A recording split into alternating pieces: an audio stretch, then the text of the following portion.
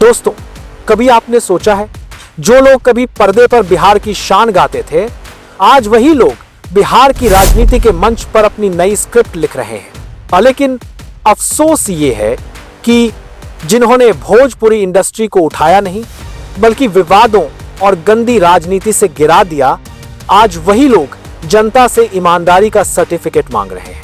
आज हम बात करेंगे उन चेहरों की जो फिल्मी कैमरे से निकलकर अब वोटिंग मशीन तक पहुंच गए हैं और जिन्होंने मनोरंजन की दुनिया को बाजार और विवादों का अखाड़ा बना दिया।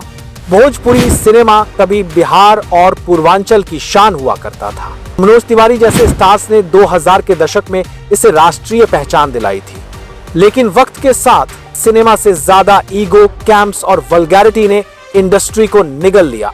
खेसारी लाल यादव, रितेश पांडे, पवन सिंह, इन सब ने फैंस तो बनाए लेकिन इंडस्ट्री का नैतिक स्तर तोड़ दिया। फिल्में कला से ज्यादा कंट्रोवर्सी कंटेंट बन गई। गानों में संस्कृति नहीं, सस्ती सनसनी बिकने लगी। और अब यही चेहरे, वही स्टाइल, वही शो ऑफ लेकर अब बिहार की राजनीति में हीरो बनकर उतरे हैं। खेसारी लाल यादव, वो नाम जिसने लाखों दिलों को छुआ लेकिन साथ ही हजारों विवादों में फंसे।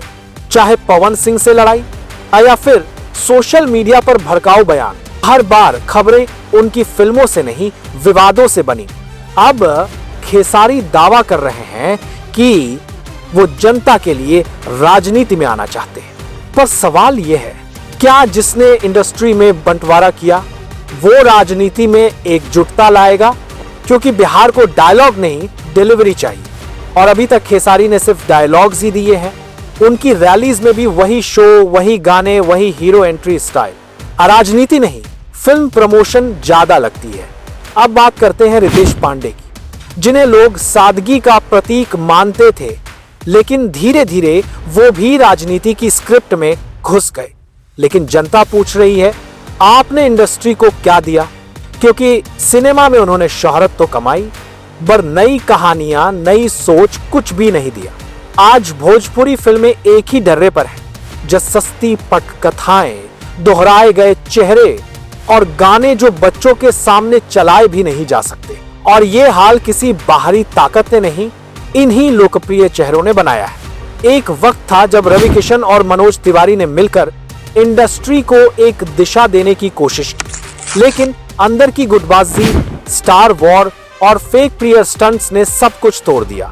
आज हालत यह है कि नए कलाकारों को मौका नहीं मिलता, क्योंकि हर रोल पहले से तय है किस कैंप का कौन हीरो बनेगा। और अब जब फिल्मों में रोल खत्म हो गए तो सबने नया सेट ढूंढ लिया, राजनीति का मंच। यहां भी वही स्क्रिप्ट चल रही है, हीरो बनो, डायलॉग बोलो और तालियां बजवाओ। लेकिन जनता आप समझ चुकी है, पर्दे का हीरो हमेशा असल जिंदगी का नेता नहीं होता। बिहार की जनता अब मनोरंजन नहीं, विकास और विजन चाहती है। और यही वजह है कि पिछले कुछ सालों में इन स्टार्स के खिलाफ एक साइलेंट एंगर देखा जा रहा है। लोग कहते हैं, जो अपने इंडस्ट्री को नहीं संभाल पाया वो राज्य को क्या संभालेगा? क्योंकि भोजपुरी इंडस्ट्री की हालत आज दयनीय है। प्रोड्यूसर्स भाग रहे हैं, नए डायरेक्टर्स मौके के इंतजार में हैं और कंटेंट इतना गिर चुका है कि OTT प्लेटफॉर्म्स भी इसे हाथ नहीं लगाते।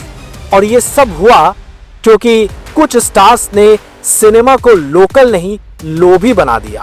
अब जनता पूछ रही है, क्या अब वही लोग हमारी राजनीति को भी इसी तरह बर्बाद करेंगे? बिहार इलेक्शन 2025 में मुकाबला सिर्फ नेताओं का नहीं बल्कि इमेज वर्सेस इंटेग्रिटी का है।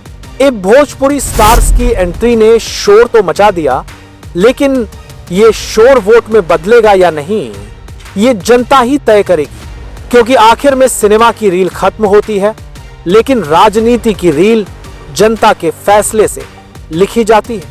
आप देख रहे हैं देश दुनिया ग्लोबल, जहां हम हर खबर के पीछे छिपी सच्चाई को उजागर करते हैं, बिना डर, बिना दबाव।